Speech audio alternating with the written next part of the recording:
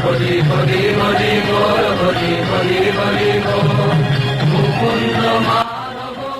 Krishna everyone. हरे कृष्णा। क्या मैं आपसे कुछ सवाल पूछ सकती हूँ?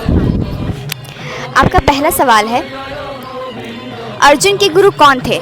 ऑप्शंस है शंकराचार्य, कृपाचार्य, गुरु परशुराम या द्रोणाचार्य। द्रोणाचार्य। सही जवाब। आपका दूसरा सवाल है, भगवत गीता को सबसे पहले किसने सुना था? आपके ऑप्शंस हैं ब्रह्मा जी ने, अर्जुन ने, सूर्यदेव ने या बलराम जी ने। सुनाया था या सुना था। सूर्यदेव ने। सही जवाब। आपका अगला सवाल है, अभिमन्यु के पिता कौन थे? अर्जुन, श्री कृष्ण, बलराम। अर्जुन। सही जवाब। आपके सारे सवाल सही होते हैं तो आपको मिलता है एक बुक और लड्डू।